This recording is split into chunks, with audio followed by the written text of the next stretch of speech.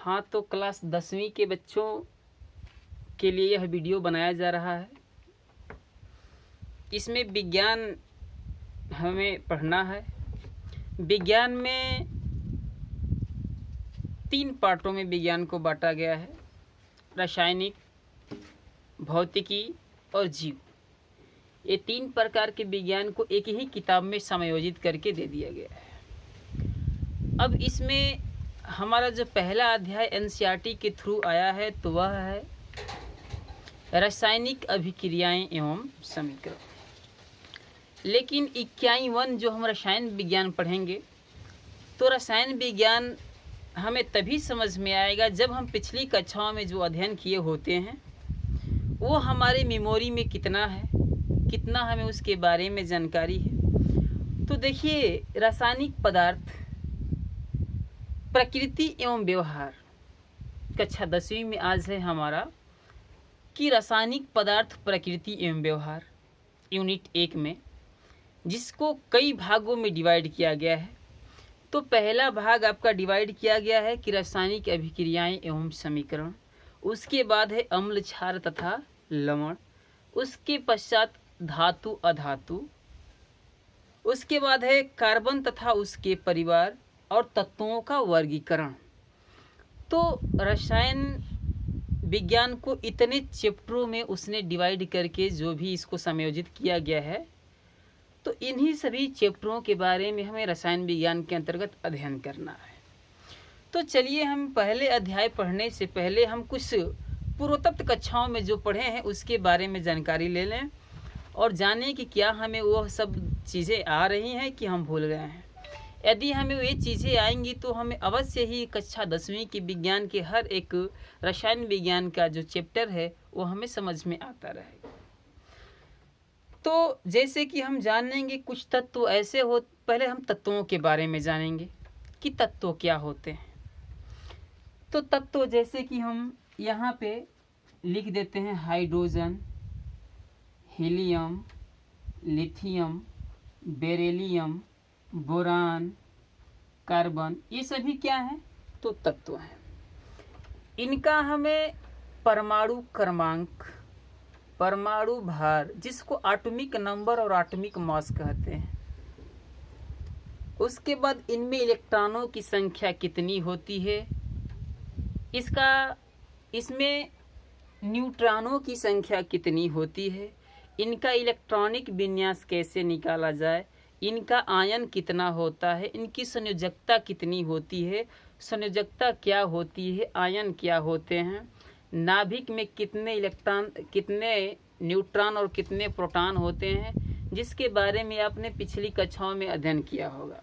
जिसमें से थोड़ा सा हम आपको क्या करेंगे कि समझाएंगे कि परमाणु क्रमांक, परमाणु भार, इलेक्ट्रॉन, प्रोटॉन, न्यूट्रॉन, इलेक्ट्रॉनिक विन्यास, आयन, संयोजकता के बारे में जो है कि हम आपको बताएंगे। उसके बाद हम आएंगे अपने अध्याय पे, जो अध्याय हमारा क्या होगा? रासायनिक अभिक्रियाएं एवं समीकरण। तो देखिए, समीकरण को पूरा करने के लिए हमें इन चीज़ों की आवश्यकता पड़ती है। यदि इसकी जानकारी हमें नहीं होती है तो हम इन सब को करना हमारे लिए असंभव हो जाएगा। तो हाइड्रोजन का परमाणु क्रमांक कितना होता है? 1 होता है। और इसका परमाणु भार कितना होता है? तो इसका परमाणु भार 1.008। हीलियम का परमाणु क्रमांक होता है 2 और इसका परमाणु भार कितना होता है? 4।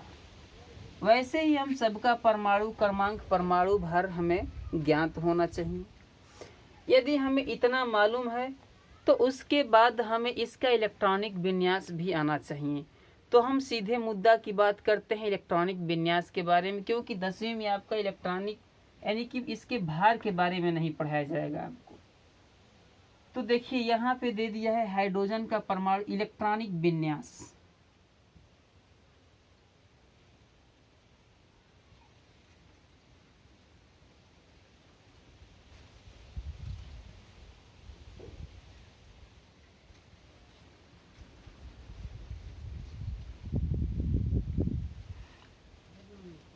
अब यहाँ पे हम इसको कोष में क्या करेंगे कि कोष, इसको इलेक्ट्रॉनिक विन्यास को दो प्रकार से किया गया है, समझाया गया है। पहला कोष के माध्यम से और दूसरा उपकोष के माध्यम से। तो कोष में क्या होता है कि आते हैं के,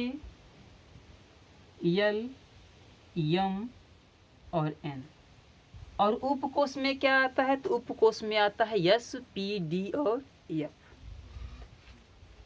तो देखिए यहाँ पे अब हम जानते हैं कि के कोष में अधिकतम इलेक्ट्रॉनों की संख्या होती है 2, एल में होता है 8, एम में होता है 18 और एन में होता है 32। तो अब देखिए हमारे पास जो हाइड्रोजन है इसमें इलेक्ट्रॉनों की संख्या कितनी है,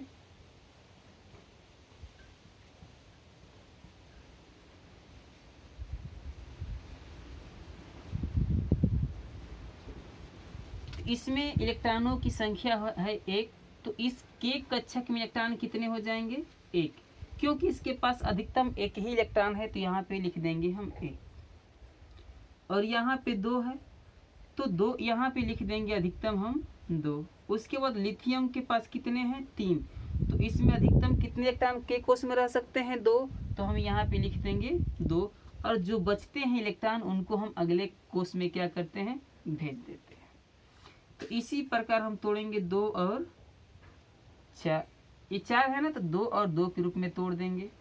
फिर 5 है तो 2 और 3 के रूप में तोड़ देंगे। 6 है तो 2 और 4 के रूप में तोड़ेंगे। 7 है तो 2 और 5 के रूप में।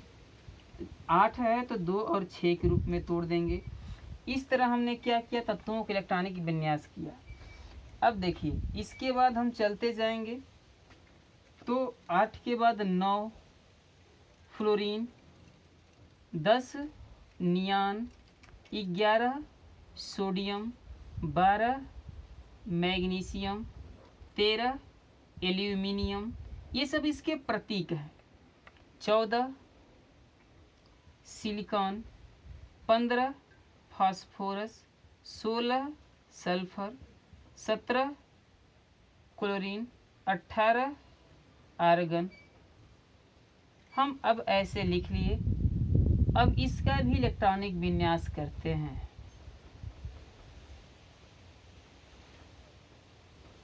अब देखिए इसको तोड़ेंगे तो किस तरह टूटेगा, 2 और 7 के रूप में, फिर 2 और 8 के रूप में, फिर 2, 8 और 1, क्योंकि किसी भी कक्षक में बता रहा है कि इसमें हम अधिकतम एल कक्षक में 8 से अधिक इलेक्ट्रॉनों को पुटिंग नहीं कर सकते हैं। तो 8 रखने के बाद जितने इलेक्ट्रॉन बचते हैं उसको एम कक्षक में यानी कि एम कोष में क्या करेंगे, भेज देंगे। मैग्नीशियम का क्या हो जाएगा, 2 और 8 और 2, एल्यूमिनियम का 2, 8 और 3, सिलिकॉन का 2, 8 और 4, फास्फोरस का 2, 8 और 5, यहाँ पे 2, 8 और 6, 2, 8 और 7, 2, 8 और 8। अब देखिए पूर्ण कोष किसे कहा जाता है, तो पूर्ण कोष में ये होता है कि जिनमें इलेक्ट्रॉनों की संख्या क्या होती है, पूर्ण हो जाती है। देखिए जैसे यहाँ पे के कक्षक में अधिक इलेक्ट्रॉन कितने रहने चाहिए, 2, तो इसमें 2 है ना, ये पूर्ण कोष है। यहाँ पे 8 है, एल में 8 होने चाहिए, 8 है, ये भी पूर्ण कोष है। मतलब कि जिन तत्वों में इलेक्ट्रॉनों की संख्या अंतिम कक्षक में 2 और 8 या 18 या 32 होती है वो पूर्ण कोष कहलाते हैं, मतलब कि अक्रिय गैस कहलाते हैं। अब ध्यान देने वाली ये बात है कि जिस तत्वों के इलेक्ट्रॉनिक विन्यास के पश्चात अंत में अगर एक, ये जैसे 1, 2, 3 आए, तो यह क्या होते हैं कि यह धन आयन कहलाते हैं। जिस तत्वों के इलेक्ट्रॉनिक विन्यास करने के बाद अंत में 1, 2, 3 आता है वह क्या कहलाते हैं, धन आयन कहलाते हैं, क्योंकि यह इलेक्ट्रॉनों को केवल त्याग सकते हैं, इलेक्ट्रॉनों को ग्रहण नहीं कर सकते हैं। और जिन तत्वों के अंत में क्या आता है, 7 आता है, 6 आता है, 5 आता है, 4 आता है, ये तत्वों को एग्जर्व कर सकते हैं, ग्रहण कर सकते हैं। यह तत्व इलेक्ट्रॉनों को ग्रहण कर सकते हैं, लेकिन इलेक्ट्रॉनों का त्याग नहीं कर सकते हैं। तो इलेक्ट्रॉनों को ग्रहण करके अपने कोष को पूरा कर लेते हैं। तो जो तत्व इलेक्ट्रॉनों को ग्रहण करके अपने कोष को पूरा करता है तो उसे ऋण विद्युतीय तत्व कहते हैं। और जो तत्व इलेक्ट्रॉनों के त्याग करके और अपने कोष को पूरा कर लेते हैं उन्हें हम धन विद्युतीय तत्व भी कहते हैं। अब देखिए, तो जिसके अंत में 1 2 3 आता है वो केवल देते हैं, और जिसके अंत में 4 5 6 7 आता है वो केवल लेते हैं। तो संयोजकता की बात करते हैं और आयन की बात करते हैं। यही धन आयन और ऋण आयन का जो ग्रहण करता है जितना इलेक्ट्रॉन उतना ऋण आयन हो जाएगा, और जो जितना इलेक्ट्रॉनों को त्याग देता है वो उतना धन आयन हो जाता है। संयोजकता क्या होता है? तो बाह्यतम कक्षों में जितने इलेक्ट्रॉनों की कमी होती है तो वह संयोजी कोष कहलाते हैं, और जितने इलेक्ट्रॉन को लेते हैं वही उसकी संयोजकता कहलाती है, और जितने इलेक्ट्रॉनों को देते हैं वही उसकी संयोजकता भी कहलाती है। इसके बाद हम आते हैं अध्याय 1 पे। आपका अध्याय 1 है रासायनिक अभिक्रियाएं एवं समीकरण। तो रासायनिक अभिक्रियाएं एवं समीकरण में आपको क्या पढ़ना होगा, जिसके बारे में आज हम आपको बताएंगे और समझाएंगे। तो यहाँ पे लिखा जाए रासायनिक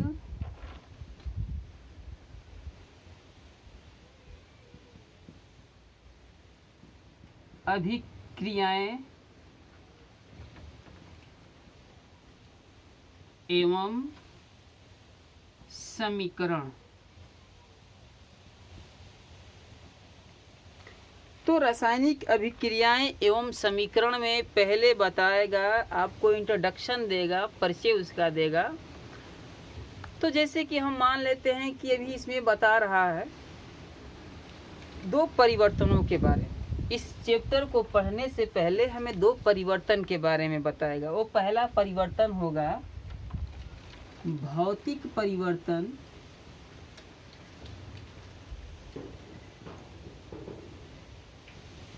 और दूसरा होता है रासायनिक परिवर्तन।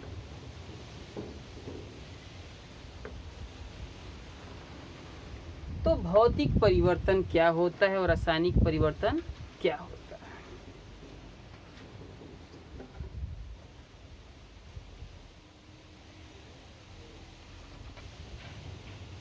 तो पहले अब हम देखेंगे भौतिक परिवर्तन के बारे में।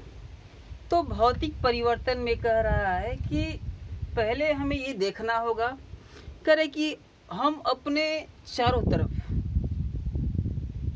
तो हम अपने चारों तरफ कुछ ना कुछ अनेक परिवर्तन के बारे में देखते रहते हैं। अनेक परिवर्तन, और हमारे चारों ओर कुछ ना कुछ अनेक प्रकार के परिवर्तन घटित होते रहते हैं। लेकिन उनमें से कुछ ऐसे परिवर्तन होते हैं जो केवल पदार्थ के भौतिक आकार, अवस्था एवं भौतिक गुणों में ही परिवर्तन करते हैं, लेकिन उनके रासायनिक गुणों में कोई किसी भी प्रकार का परिवर्तन नहीं करते हैं। तो इस प्रकार का ही परिवर्तन भौतिक परिवर्तन कहलाता है। कह रहा है कि हम अपने चारों ओर अनेक प्रकार के परिवर्तन घटित होते देखते हैं। उनमें से कुछ ऐसे परिवर्तन होते हैं जो पदार्थ की केवल भौतिक आकार, गुण एवं उसकी संरचना में ही क्या करते हैं, परिवर्तन कर पाते हैं, लेकिन उनके रासायनिक गुणों में किसी भी प्रकार का परिवर्तन नहीं कर पाते हैं। तो इस प्रकार का ही परिवर्तन भौतिक परिवर्तन कहलाता है। अब चलिए हम इसको उदाहरण के माध्यम से हम आपको बताते हैं। जैसे बर्फ का गलना, उसके भौतिक आकार में परिवर्तन हुआ, ना कि उसके रासायनिक आकार में, रासायनिक गुण में परिवर्तन हुआ। ठीक है, बर्फ पिघल गया, पानी बन गया। तो पानी जब बना, जल बना, तो उसमें क्या होता है कि पुनः हम जल से बर्फ में क्या कर सकते हैं, परिवर्तित कर सकते हैं। उसके बाद कह रहा है कि जल का जम जाना, ये भी भौतिक परिवर्तन है। और उसी बर्फ का वाष्प अवस्था में परिवर्तन होना, मतलब ये जल की जो तीनों भौतिक अवस्थाएं हैं, इनमें किसी भी प्रकार का जो परिवर्तन देखा गया, तो इस परिवर्तन में केवल भौतिक ही परिवर्तन देखा गया है, न कि उसका रासायनिक गुण में परिवर्तन देखा गया है। तो हम वाष्प से पानी में, पानी से बर्फ में और बर्फ से पानी, यानी कि तीनों अवस्थाओं में हम क्या कर सकते हैं, इसको बदल सकते हैं। तो इस प्रकार का ही परिवर्तन भौतिक परिवर्तन कहलाता है। अब इसके बाद है आपका रासायनिक परिवर्तन। तो रासायनिक परिवर्तन क्या कहलाता है? तो कह रहे हैं कि कुछ ऐसे परिवर्तन जो पदार्थों के, कुछ ऐसे परिवर्तन होते हैं जो पदार्थों के रासायनिक संगठन एवं उसके गुण आदि में परिवर्तन ला देते हैं। तो इस प्रकार का ही परिवर्तन रासायनिक परिवर्तन कहलाता है। बता रहा है कि कुछ ऐसे परिवर्तन जो पदार्थों के रासायनिक गुण एवं संगठन इत्यादि में परिवर्तन लाते हैं। तो इस प्रकार का ही परिवर्तन क्या कहलाता है? रासायनिक परिवर्तन कहलाता है। ऐसे हम आपको उदाहरण बताते हैं। बर्फ का, जैसे कि ये तो बर्फ वाला था जो भौतिक बर्तन में, फल का सड़ना, जो फल होता है वो सड़ जाता है, मतलब कि उसके गुण में परिवर्तन आ गया, उसके संगठन में परिवर्तन आ गया, उसके स्वाद में परिवर्तन आ गया और उसके रंग में परिवर्तन आ गया। तो उसी को बता रहा है कि जैसे फल का सड़ना होता है, दूध का फटना होता है, लोहे में जंग लगना इत्यादि, ये सभी कैसे परिवर्तन है? तो ये सभी आपके रासायनिक परिवर्तन के अंतर्गत लिए जाते हैं और आते हैं। अब तो ये भौतिक परिवर्तन था और रासायनिक परिवर्तन था। अब इसके बाद हम पढ़ेंगे रासायनिक अभिक्रिया के बारे में।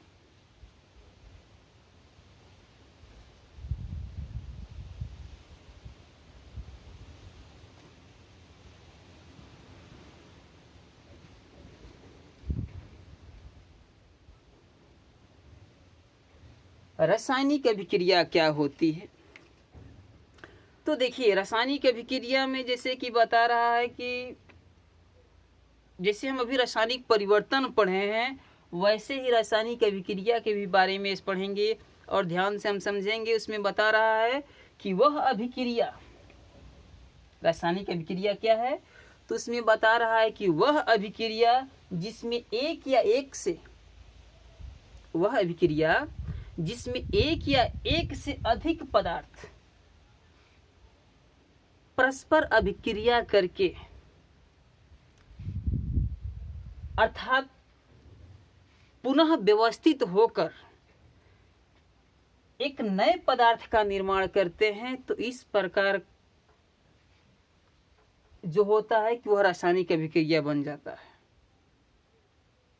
कह रहा है कि वह अभिक्रिया जिसमें एक या एक से अधिक पदार्थ मिलकर एक नए पदार्थ का निर्माण करते हैं, और जो नया पदार्थ बनता है उसका, और जो पदार्थ मिले होते हैं उसका, तीनों का, दोनों का क्या होता है कि गुण सर्वथा भिन्न हो जाता है, वह रासायनिक अभिक्रिया कहलाता है। जैसे अभी हम आपको उदाहरण के माध्यम से समझाएंगे।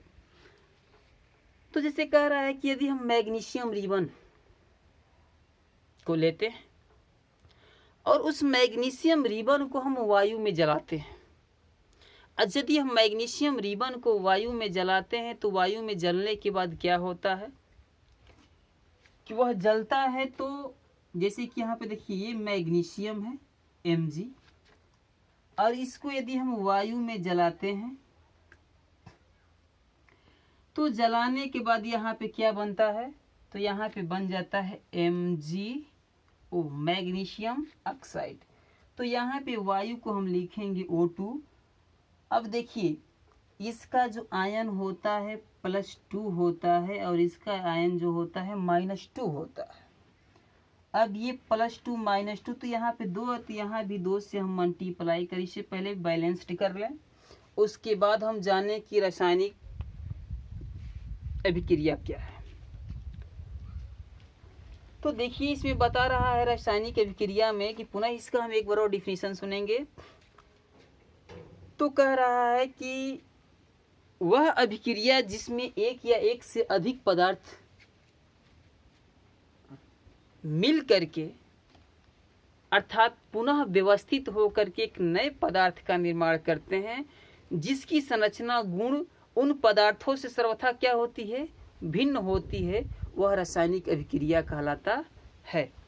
तो जैसे इसमें मैग्नीशियम और को हमने क्या कर दिया कि वायु में जला दिया, तो वायु में जलाने के बाद यहाँ पे मैग्नीशियम ऑक्साइड बन रहा है। तो देखिए मैग्नीशियम ऑक्साइड क्या है, एक भस्म है। भस्म का मतलब राख। अब यहाँ पे इसका जो मैग्नीशियम रिबन था वह जलने के बाद क्या बन गया, राख बन गया। तो इस दोनों का गुण और इसके गुण में क्या हो गया, परिवर्तन आ गया ना।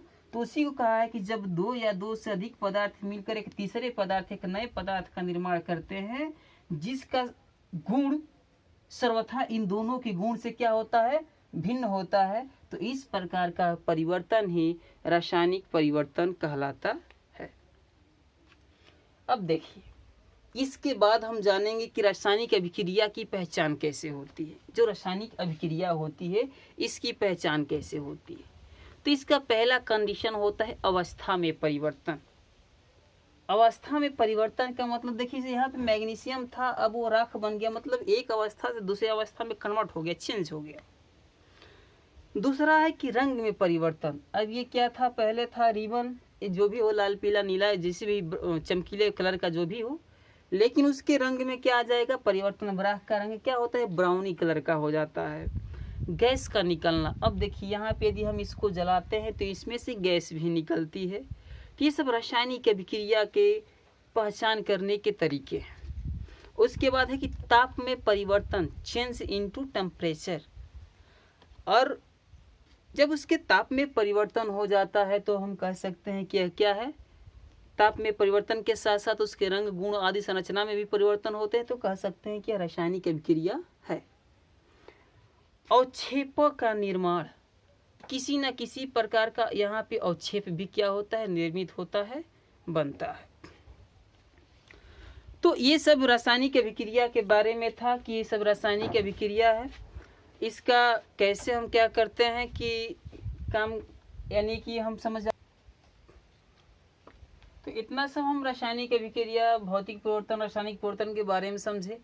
अब हमें देखना होगा अगला पॉइंट है रासायनिक समीकरण। तो यहाँ पे लिखते हैं रासायनिक समीकरण। तो रासायनिक समीकरण क्या है, चलिए हम इसके बारे में जानते हैं। रासायनिक समीकरण के बारे में तो कह रहे हैं कि किसी रासायनिक अभिक्रिया में, देखिए जो अभी हमने रासायनिक अभिक्रिया पढ़ा है, तो कह रहे हैं कि किसी रासायनिक अभिक्रिया में भाग लेने वाले अभिकारक या क्रियाकारक को उनके प्रतीकों या सूत्रों के रूप में लिखना ही रासायनिक समीकरण कहलाता है। क्या कहलाता है, कि कह रहा है कि रासायनिक समीकरण में कि किसी रासायनिक अभिक्रिया में भाग लेने वाले अभिकारक एवं क्रियाकारक को उनके प्रतीकों या सूत्रों के रूप में लिखना ही रासायनिक समीकरण कहलाता है। इस रासायनिक अभिक्रिया में जो अभिकारक होते हैं या जो क्रियाकारक होते हैं, जब आपस में मिलते हैं तो एक उत्पाद का निर्माण करते हैं। जैसे आइए यहाँ पे हम अभिकारक किसे कहते हैं, क्रियाकारक किसे कहते हैं, उत्पाद किसे कहते हैं। तो यहाँ पर देखिए, जैसे मान लीजिए H2 हाइड्रोजन गैस, यहाँ पे Cl2 क्लोरीन गैस। अब यहाँ पे हमने क्या कर दिया कि लिख दिया अभिकारक।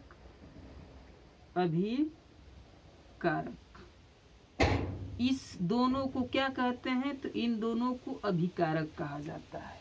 और इन दोनों को जब संतुलित किया जाता है तो यहाँ पे जो बनता है, इन दोनों के मिलने से जिसका निर्माण होता है, तो यहाँ पे हो जाएगा HCl2HCl। तो ये क्या कहलाएगा, ये उत्पाद कहलाता, ये है आपका उत्पाद। अब देखिए रासायनिक समीकरण इसी प्रकार से लिखे जाते हैं। यही है जो रासायनिक अभिक्रिया में भाग लेने वाले दो क्रियाकारक हैं, और जस्ट इनके प्रतीक के रूप में, जैसे H प्रतीक होता है, Cl प्रतीक होता है, तो इनको प्रतीकों के रूप में लिखना ही रासायनिक समीकरण कहलाता है। और इन दोनों के मिलने से किसका निर्माण होता है? तो उत्पाद का निर्माण, मतलब कि अभिकारकों या क्रियाकारकों के मिलने से ही उत्पाद का निर्माण होता है। अब इसमें बता रहा है आगे कि रासायनिक समीकरण लिखने का मतलब कि विधि क्या होती है। जो रासायनिक समीकरण होता है उसको लिखने की विधि क्या होती है। तो कह रहा है कि रासायनिक समीकरण को लिखने की विधि में सबसे पहले हमें ये जानना होगा कि अभिक्रिया में भाग लेने वाले जो क्रियाकारक हैं, अभिकारक हैं, उनका हमें तो ये पहले प्रतीक मालूम होना चाहिए। रासायनिक समीकरण लिखने के लिए सबसे पहले जो रासायनिक अभिक्रिया में भाग लेने वाले अभिकारक या क्रियाकारक हैं उनके पहले प्रतीक के बारे में हमें मालूम होना चाहिए। तो जैसे कि अगर बोल दिया जाए कि हाइड्रोजन और क्लोरीन, तो आपको हाइड्रोजन का प्रतीक मालूम होना चाहिए, क्लोरीन का प्रतीक मालूम होना चाहिए, तभी हम क्या कर सकते हैं, रासायनिक अभिक्रिया को लिख सकते हैं, समीकरण को लिख सकते हैं। दूसरा कह रहा है कि रासायनिक समीकरण में पदार्थ, जो रासायनिक समीकरण हम लिख रहे हैं उसमें पदार्थ को हम आणविक रूप में ही लिखें। आणविक रूप में जैसे कि मान लीजिए O2, C2, ये O2 हो गया, H2 हो गया, Cl2 हो गया, मतलब कि जितने भी गैसें होती हैं उनको अणुओं के रूप में N2, Br2, इनको हम यानी कि आणविक रूप में ही लिखें। और कह रहा है कि एकक परमाणु, जो एक परमाणु होते हैं उनको हम क्या करते हैं, ऐसे लिख देते हैं NaMg, मतलब एक एकल परमाणु को NaMg के रूप में क्या कर सकते हैं, हम लिख सकते हैं। अब इसमें क्या होता है कि दो अभिकारकों क्रियाकारकों के बीच हमेशा हम सदैव प्लस का ही चिन्ह देते हैं, जो LHS साइड कहलाता है। इसको हम क्या बोल सकते हैं, LHS। और RHS साइड में क्या होता है, तो RHS साइड में हम तीर लगाकर इन दोनों अभिकारकों क्रियाकारकों के बाद जो प्लस का चिन्ह देते हैं, उसके बाद जो तीर लगाते हैं हम, और तीर लगा करके उत्पाद को लिख देते हैं। और ये ध्यान देते हैं कि अभिक्रिया में भाग लेने वाले अणुओं की संख्या और उत्पाद में निर्मित अणुओं की संख्या बराबर है कि नहीं है। ये महत्वपूर्ण बात है, यानी कि द्रव्य की अविनाशिता के नियम के बारे में भी हमें मालूम होना चाहिए कि द्रव्य की अविनाशिता का नियम क्या होता है। तो क्या इसमें बता रहा है कि ना तो हम परमाणुओं को नष्ट कर सकते हैं और ना ही उत्पन्न कर सकते हैं, बस हम एक रूप से दूसरे रूप में कन्वर्ट कर सकते हैं। तो जब हमने एक रूप से दूसरे रूप में चेंज किया तो यहाँ पे देख सकते हैं आप कि इधर भी 2 हाइड्रोजन तो इधर भी 2 हाइड्रोजन, इधर भी 2 क्लोरीन तो इधर भी 2 क्लोरीन दिखाई दे रहा है। मतलब कि अभिक्रिया में भाग लेने वाले, मतलब कि जो अणु होते हैं, परमाणु होते हैं, उनकी और जो उत्पाद निर्मित होता है उनकी जो संख्या होती है बराबर होनी चाहिए। अब इसके बाद हम रासायनिक अभिक्रिया के प्रकार के बारे में पढ़ेंगे कि रासायनिक अभिक्रिया की, तो देखिए अब हम पढ़ेंगे रासायनिक अभिक्रियाओं के प्रकार के बारे में, जो हम आपको समझाने जा रहे हैं कि रासायनिक अभिक्रियाओं के प्रकार, कितने प्रकार की रासायनिक अभिक्रियाएं होती हैं। तो पहला है संयोजन अभिक्रिया। संयोजन का मतलब होता है जुटने के बाद जो अभिक्रिया होती है उसे हम संयोजन अभिक्रिया कहते हैं। दूसरा है वियोजन अभिक्रिया, मतलब कि जो अभिक्रिया टूटने के बाद होती है, टूटने के बाद जो अभिक्रिया होती है वियोजन अभिक्रिया कहलाती है। और विस्थापन अभिक्रिया, मतलब जो अपना स्थान छोड़ के दूसरे का स्थान ग्रहण कर ले तो वहाँ पे विस्थापन अभिक्रिया हो जाता है। ऊष्माक्षेपी अभिक्रिया तथा ऊष्माशोषी अभिक्रिया। और अगला है तो जो ऊष्मा को ग्रहण करके अभिक्रिया होती है वो ऊष्माशोषी होती है, जो ऊष्मा को त्याग करके अभिक्रिया होती है उसे हम ऊष्माक्षेपी अभिक्रिया के अंतर्गत लेते हैं। ऑक्सीकरण अभिक्रिया और अपचयन अभिक्रिया इत्यादि अभिक्रियाओं के बारे में हमें आज पढ़ना है। तो इसमें देखिए हम पहले पढ़ेंगे संयोजन अभिक्रिया के बारे में। तो इन चारों अभिक्रियाओं को हम क्या करते हैं कि हटा देते हैं और केवल संयोजन अभिक्रिया के बारे में पढ़ेंगे। उसके बाद एक एक करके सभी अभिक्रियाओं के बारे में जानेंगे। तो संयोजन अभिक्रिया किसे कहते हैं? तो कह रहे हैं कि वह रासायनिक अभिक्रिया जिसमें दो या दो से अधिक अभिकारक मिलकर और एकल उत्पाद का निर्माण करते हैं, तो इस प्रकार की अभिक्रिया संयोजन अभिक्रिया कहलाती है। पुनः एक बार सुनेंगे कि वह अभिक्रिया जिसमें दो या दो से अधिक अभिकारक या क्रियाकारक मिल करके एकल उत्पाद का निर्माण करते हैं, तो इस प्रकार की अभिक्रिया को हम संयोजन अभिक्रिया कहते हैं। अब इसमें इसका उदाहरण देखिए कि कैसे संयोजन अभिक्रिया में एक या एक से अधिक पदार्थ जुड़ती हैं और एकल उत्पाद का निर्माण करते हैं। तो जैसे कि मान लीजिए यहाँ पे दिया जाए आपको कि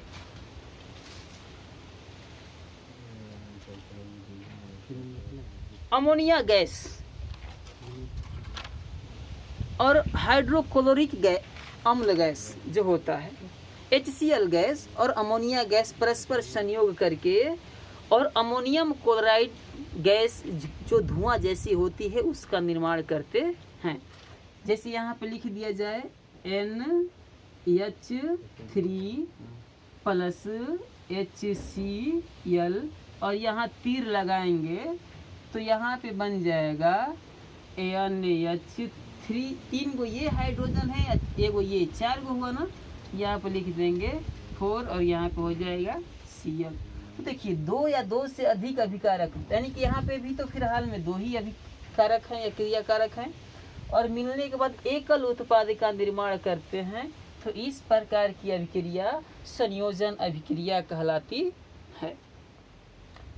अब यहाँ पे अमोनिया HCl और HCl दोनों को लेकर के जोड़ते हैं तो अमोनियम क्लोराइड का निर्माण होता है। तो यहाँ पे इसको बोलते हैं अमोनियम क्लोराइड, नियम क्लोराइड, इसको बोलते हैं अमोनिया। ये है हाइड्रोक्लोरिक अम्ल।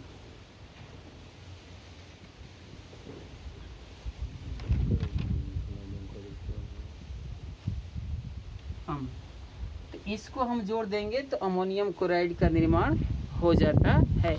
इसके बाद अब हम पढ़ेंगे वियोजन अभिक्रिया के बारे में।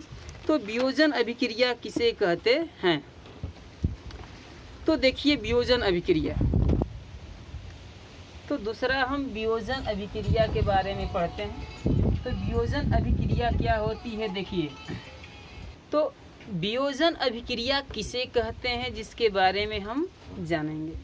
तो कह रहा है कि वह अभिक्रिया जो वह अभिक्रिया जिसमें यौगिक बाह्य अभिकारकों से अभिक्रिया करके अपने लघु यौगिकों में टूट जाता है, तो उसे हम वियोजन अभिक्रिया कहते हैं। कह रहे कि वह रासायनिक अभिक्रिया जो बाह्य अभिकारकों से क्रिया करके अपने लघु यौगिकों में टूट जाता है, तो उसे हम वियोजन अभिक्रिया कहते हैं। यह अभिक्रिया ऊष्मा, प्रकाश और विद्युत के द्वारा क्या होती है? संपन्न होती है। अब कह रहा है कि इन अभिक्रियाओं में जो अभिक्रिया के कारण, इन अभिक्रियाओं में अभिक्रिया के कारण अर्थात ऊष्मा और प्रकाश के कारण या ऊष्मा और प्रकाश या विद्युत को हटा देने के बाद भी हमें मूल पदार्थ प्राप्त नहीं होते हैं। जब यह अभिक्रिया पूर्ण हो जाती है, जो वियोजन अभिक्रिया पूर्ण हो जाती है और इसमें से यदि हम विद्युत को हटा दें, ऊष्मा को हटा दें, प्रकाश को हटा दें, तब भी हमें मूल पदार्थ प्राप्त नहीं हो पाते हैं।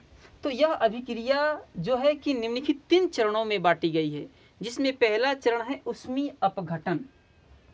पहला चरण है ऊष्मीय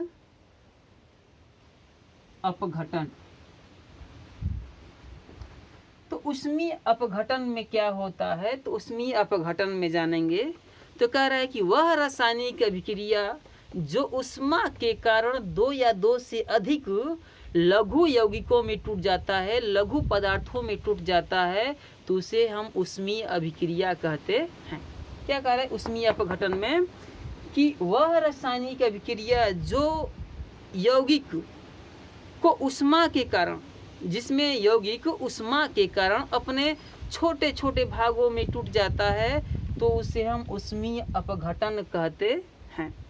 उदाहरण के तौर पे हम ले लेते हैं, जैसे कि कह रहा है कि यदि हम कैल्शियम कार्बोनेट को ऊष्मा के द्वारा तोड़ते हैं तो यह कैल्शियम ऑक्साइड और कार्बन डाइऑक्साइड में टूट जाता है।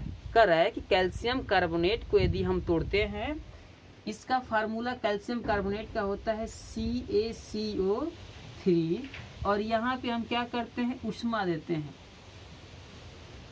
ऊष्मा। तो ऊष्मा देने के बाद ये किस में टूटेगा, तो calcium oxide CaO plus CO2, यह कैल्शियम ऑक्साइड और कार्बन डाइऑक्साइड दो भागों में क्या होता है, डिवाइड हो जाता है। इसके बाद अगला उदाहरण है फेरस सल्फेट।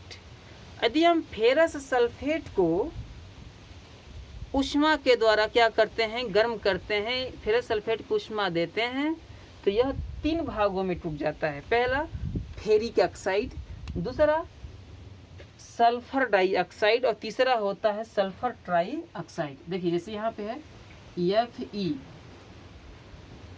FeSO4, अब हम इसको तोड़ते हैं तो यह फेरिक ऑक्साइड में टूटता है, तो यहाँ पे 2 से गुणा करा लेंगे तो हो जाएगा Fe2O3 plus SO2 plus SO3, यानी कि फेरिक ऑक्साइड, यानी कि फेरक जो फेरस सल्फेट को हम क्या करते हैं, तोड़ते हैं।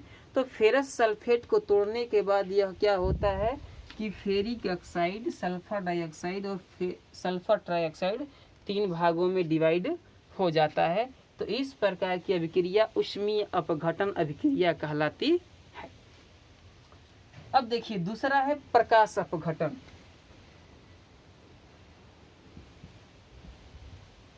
प्रकाश अपघटन,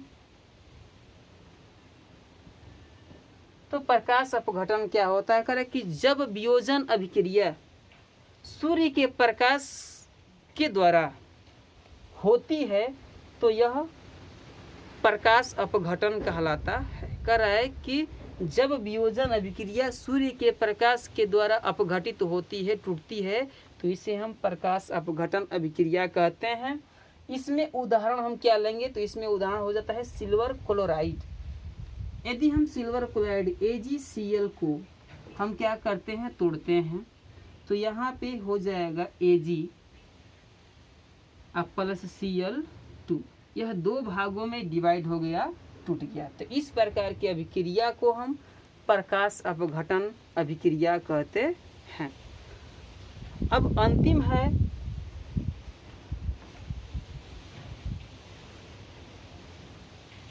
विद्युत अपघटन अभिक्रिया।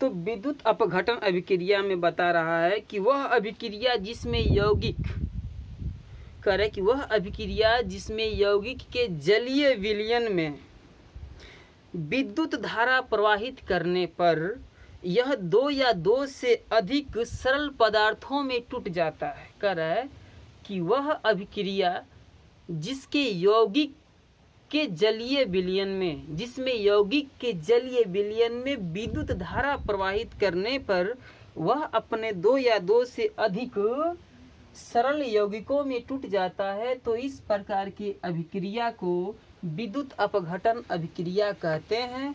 जैसे यहाँ उदाहरण में जल ले लीजिए, अब यहाँ पे लिखते हैं H2O, अब इसमें हम लिखेंगे विद्युत धारा।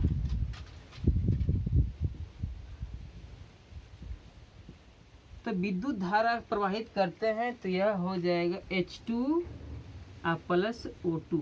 यह दो प्रकार के अवयव में क्या होता है, टूट जाता है।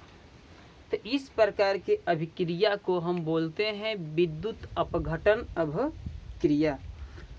अब देखिए इतने अभिक्रिया यानी कि वियोजन अभिक्रिया इतनी थी जिसके बारे में हम इसके प्रकार के बारे में पढ़े। अब हम पढ़ेंगे विस्थापन अभिक्रिया के बारे में और जानेंगे कि विस्थापन अभिक्रिया क्या होती है।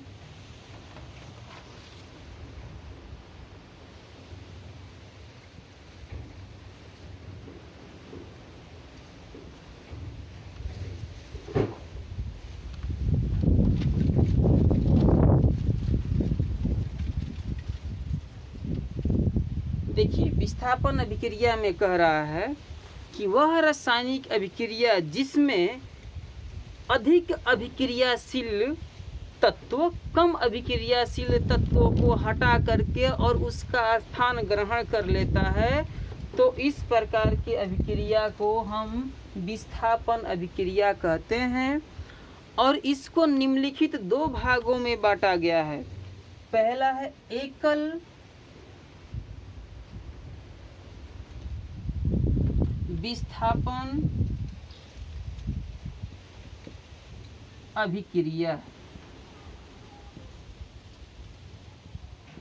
एकल विस्थापन अभिक्रिया इसमें बता रहा है एकल विस्थापन अभिक्रिया में कि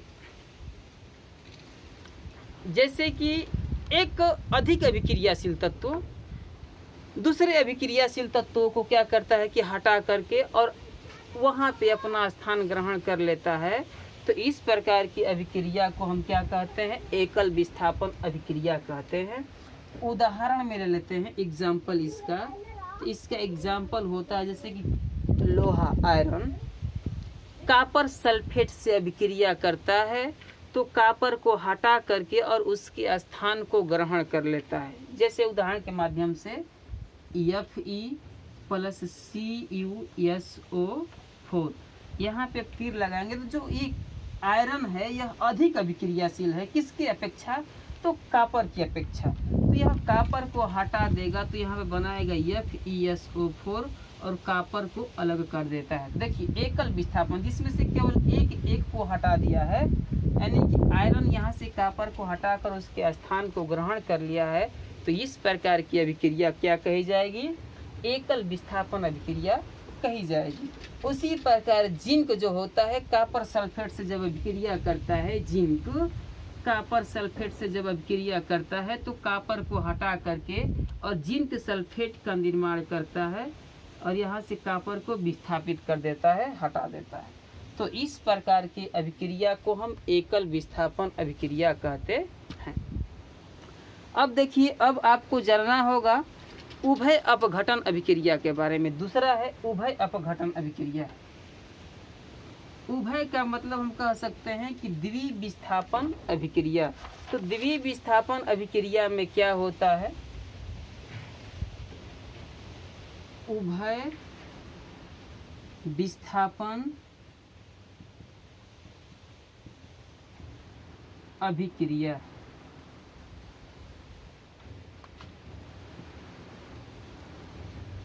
तो इसमें उभय विस्थापन अभिक्रिया को हम द्विविस्थापन अभिक्रिया भी कहते हैं। तो कह रहे कि वे रासायनिक अभिक्रिया जिनमें अभिकारक यौगिकों के आयनों या मूलकों से परस्पर अभिक्रिया करके जो विनिमय द्वारा उत्पाद का निर्माण करते हैं, विनिमय का मतलब लेने और देने के द्वारा जो उत्पाद का निर्माण करते हैं, तो वह उभय अपघटन अभिक्रिया या द्विविस्थापन अभिक्रिया कहलाती है। अब इसमें बता रहा है कि जैसे कि सोडियम सल्फेट को बेरियम क्लोराइड से अभिक्रिया कराई जाती है। Sodium sulphate Na2SO4 plus BaCl2 के साथ जब अभिक्रिया करती है तो यहाँ पे किसका निर्माण होता है, तो barium sulphate BaSO4 plus NaCl2 Cl और यहाँ से बैलेंस कर देंगे तो 2NaCl का निर्माण होता है। तो इस प्रकार की अभिक्रिया उभय अपघटन अभिक्रिया कहलाती है या द्विविस्थापन अभिक्रिया कहलाती है। अब इतना समझने के बाद हम विस्थापन अभिक्रिया के बाद हम पढ़ेंगे ऊष्माक्षेपी तथा ऊष्माशोषी अभिक्रिया के बारे में। तो ऊष्माक्षेपी तथा ऊष्माशोषी अभिक्रिया क्या होती है अभी हम आपको बताएंगे।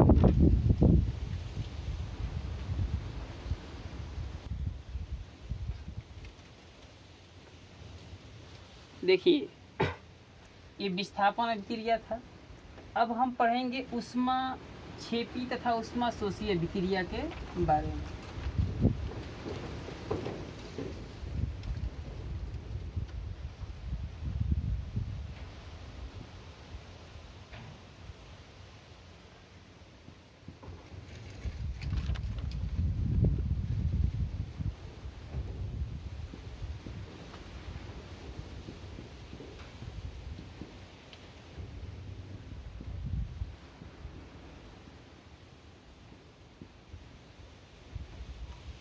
ऊष्माक्षेपी तथा ऊष्माशोषी अभिक्रिया तो कह रहे कि सामान्यतः जो रासायनिक अभिक्रिया होती है वह ऊष्मा के द्वारा ही संपन्न होती है, ऊष्माक्षेपी हो या तो ऊष्माशोषी हो।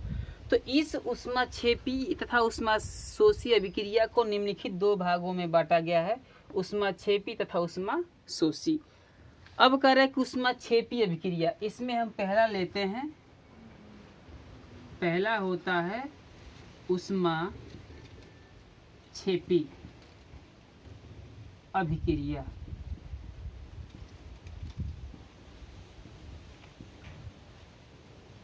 तो ऊष्माक्षेपी अभिक्रिया में कह रहा है कि वह रासायनिक अभिक्रिया जिसको पूर्ण होते समय ऊष्मा निकलती है उसे ऊष्माक्षेपी अभिक्रिया कहते हैं। कह रहा है कि वे रासायनिक अभिक्रिया जिनमें से ऊष्मा निर्मुक्त होती है, ऊष्मा निकलती है, उसे हम ऊष्माक्षेपी अभिक्रिया कहते हैं। इनमें ऊष्मा की मात्रा को हम प्लस के द्वारा क्या करते हैं, दिखाते हैं। उत्पादों के बाद जो इस अभिक्रिया में जो ऊष्मा होती है तो जो उत्पाद बनते हैं तो उसके बाद हम क्या करते हैं, उसको प्लस के साथ क्या करते हैं, दिखाते हैं। तो जैसे कि मान लीजिए यहाँ पे कार्बन जिसको ग्रेफाइट मानते हैं, अब प्लस ऑक्सीजन O2 यहाँ पे मिला देंगे तो बन जाएगा CO2 और यहाँ पे जो उत्पाद के साथ ऊष्मा को हम प्लस यानी कि 94 कैलोरी क्या हो जाएगा, यहाँ से ऊष्मा उत्पन्न होती है। कार्बन डाइऑक्साइड से कितनी ऊष्मा उत्पन्न होती है, तो 94 कैलोरी ऊष्मा उत्पन्न होती है। फिर से सुनिए कि ऊष्माक्षेपी अभिक्रिया क्या होती है। तो कह रहे कि वे रासायनिक अभिक्रिया जिसमें से ऊष्मा निर्मुक्त होती है, निकलती है, तो उसे हम ऊष्माक्षेपी अभिक्रिया कहते हैं। यहाँ पे कार्बन मतलब कि ग्रेफाइट को हम ऑक्सीजन के साथ अभिक्रिया कराते हैं, तो ऑक्सीजन के साथ अभिक्रिया कराने पर जो ऑक्सीजन यहाँ पे क्या हो जाएगा, गैस हो जाएगा। तो यहाँ से कार्बन डाइऑक्साइड गैस निकलती है जो 94 कैलोरी ऊष्मा क्या करती है, किलो कैलोरी उत्पन्न करती है। यहाँ पे हो जाएगा 94 किलो कैलोरी ऊष्मा यहाँ से उत्पन्न होता है। अब इसके बाद है ऊष्माक्षेपी के बाद ऊष्माशोषी अभिक्रिया। दूसरा है ऊष्माशोषी अभिक्रिया।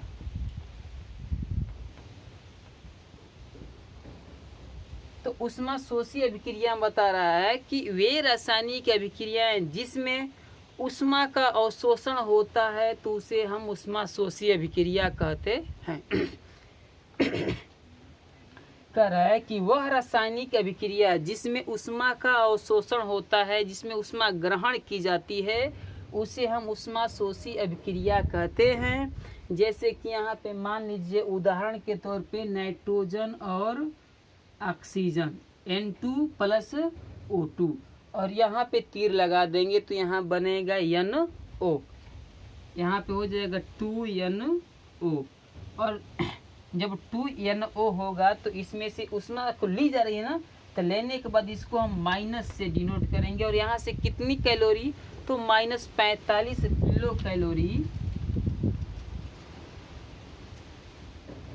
किलो कैलोरी जो होती है ऊष्मा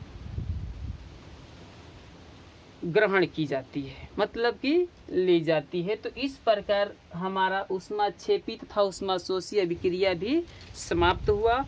और अंत में एक अभिक्रिया बच रहा है, ऑक्सीकरण तथा अपचयन अभिक्रिया। तो ऑक्सीकरण तथा अपचयन अभिक्रिया को हम किस प्रकार से समझेंगे, जो हम आपको अभी बताने जा रहे हैं।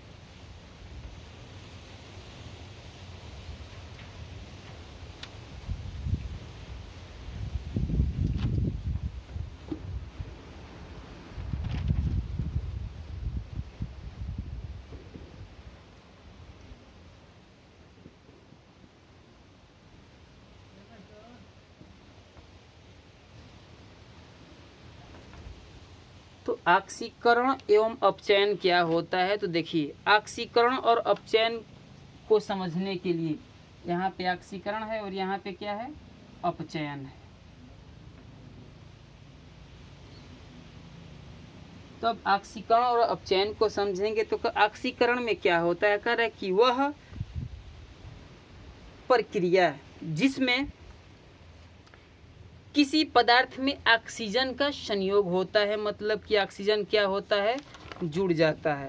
तो इसमें बता रहा है कि वह अभिक्रिया जिसमें किसी परमाणु, अणु या आयन से इलेक्ट्रॉन पृथक होते हैं, अर्थात उसमें इलेक्ट्रॉनों की कमी होती है, तो वह अभिक्रिया ऑक्सीकरण अभिक्रिया कहलाती है।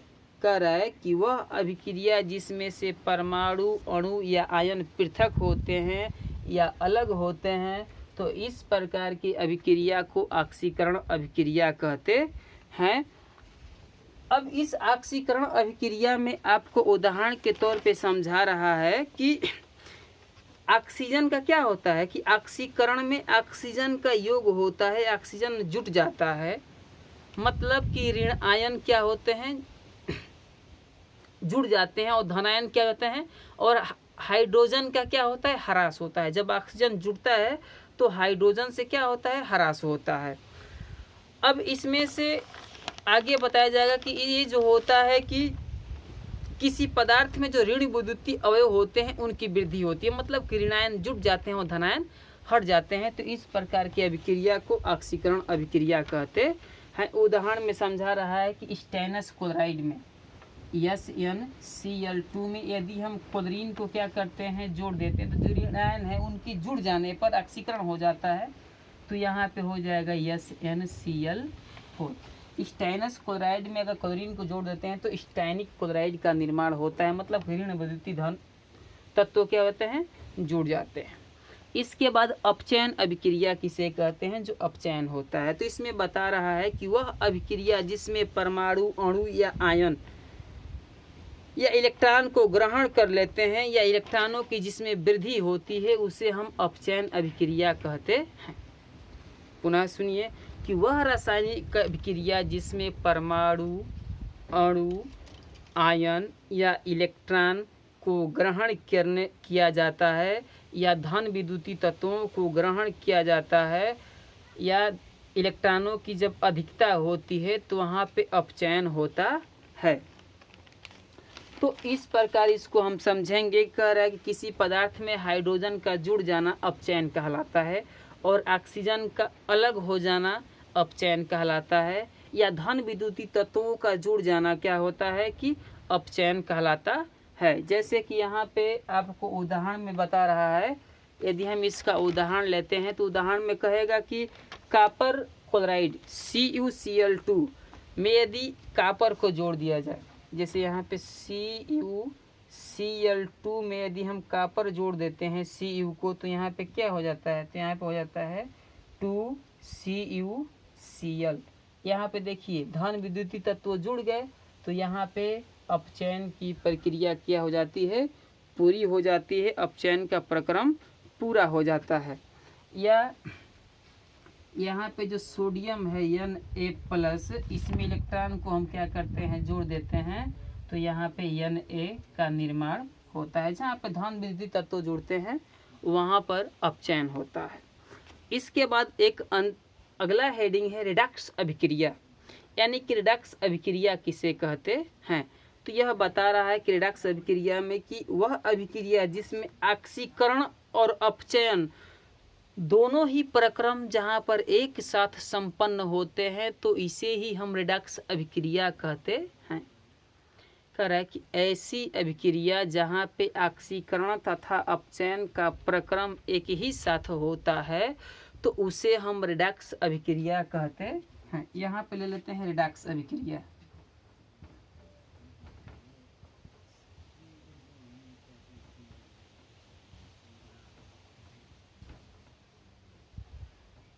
तो रिडक्स अभिक्रिया में समझा रहा है कि जहाँ पे ऑक्सीकरण और अपचयन दोनों अभिक्रियाएं एक साथ संपन्न होती है, तो उसे हम रिडक्स अभिक्रिया कहते हैं।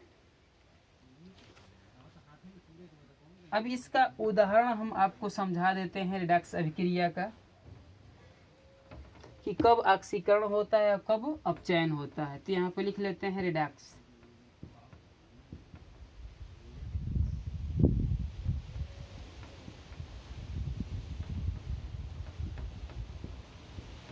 क्रिया।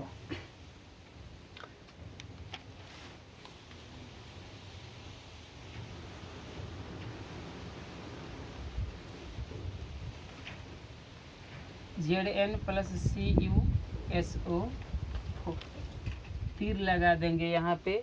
तो तीर लगाने के बाद यहाँ पे हो जाएगा ZnSO4 प्लस Cu। अब देखिए यहाँ पे क्या होता है कि यहाँ पे बता रहा है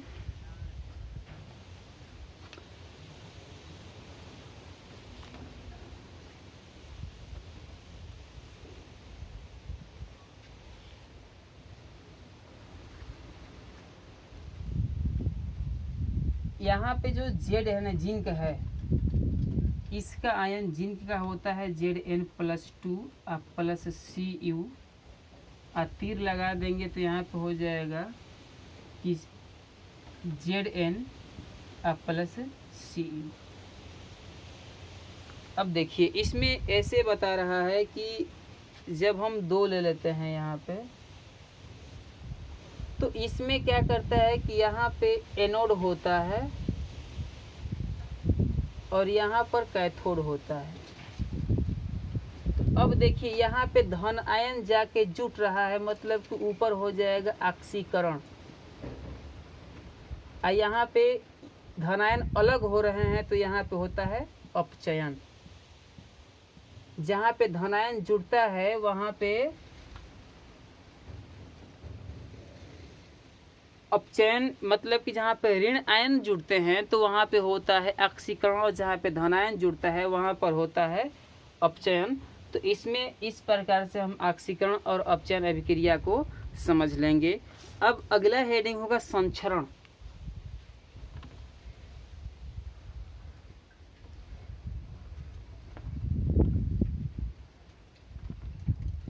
संचरण,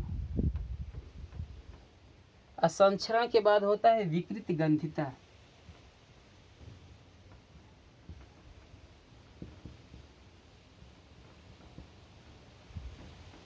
संचरण क्या है और विकृत गंधिता क्या है?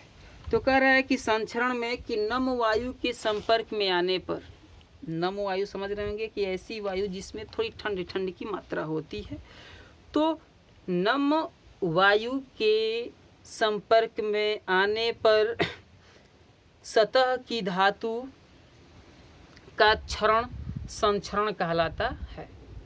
नम वायु के संपर्क में आने पर जो सतह की धातु का क्षरण होता है वह संचरण कहलाता है, और यह प्रक्रम ऑक्सीकरण प्रक्रम कहलाता है। मतलब कि जैसे कि लोहे में जंग लगना इत्यादि धातुओं का रंग में परिवर्तन होना ही क्या कहलाता है? संचरण कहलाता है। अब उसके बाद है आपका विकृत गंधिता। तो विकृत गंधिता में बता रहा है कि खाद्य पदार्थों में उपस्थित जो खाद्य पदार्थ होते हैं, जैसे कि कुरकुरा हुआ, चिप्स हुआ इत्यादि वगैरह जो खाने की वस्तुएं होती हैं, उनके स्वाद क्या होते हैं, कुछ दिन के बाद बदल जाते हैं। तो इस स्वादों को बनाए रखने के लिए उनके पैकेट में क्या भरा जाता है, तो नाइट्रोजन गैस भरा जाता है, ताकि कुरकुरे और चिप्स इत्यादि का जो स्वाद है वो बदले न। तो कह रहे हैं कि खाद्य पदार्थों में उपस्थित तेल और वसा, जो खाद्य पदार्थ होते हैं उसमें उपस्थित तेल और वसा के मंद ऑक्सीकरण, मंद का मतलब धीमे धीमे जब ऑक्सीकरण होता है तो उनके स्वाद में, गंध में क्या होता है, बदलाव आ जाता है। और इसी बदलाव को हम क्या कहते हैं, विकृत गंधिता कहते हैं। कह रहा है कि खाद्य पदार्थों में उपस्थित तेल और वसा के मंद ऑक्सीकरण से उनके स्वाद में, उनके गंध इत्यादि में परिवर्तन आ जाते हैं। तो इस प्रकार के परिवर्तन को हम विकृत गंधिता कहते हैं। इसके साथ ही यह प्रश्नावली समाप्त हो जाती है। आज जब प्रश्नावली समाप्त हो जाती है तो अब इसमें आते हैं आपके रासायनिक समीकरणों को संतुलित करना, जिसको हम क्या करेंगे कि अगले वीडियो में बना करके भेजेंगे, जो सभी लोग क्या करेंगे उसको बढ़िया से ही समझ पाएंगे। और ये जो बताया गया है उसको, जो यदि आपको ये बातें सभी समझ में आ रही हों तो आप हमारे चैनल को अवश्य सब्सक्राइब करेंगे, शेयर करेंगे और लाइक करेंगे, ताकि यह वीडियो अधिक से अधिक लोग देखें और सभी प्रकार के टॉपिकों को समझ पाएँ और समझने में आसानी होगी, मुझे विश्वास है। और जो भी दिक्कत होगा उसको आप हमें हमारे कमेंट बॉक्स में अवश्य ही बताएंगे, और वीडियो को पूरा देखें, तब जाकर कि यह आपको समझ में आएगा कि इस अध्याय को किस प्रकार से समझा जा सकता है। चलिए धन्यवाद, इतना आज काफ़ी है आपके लिए।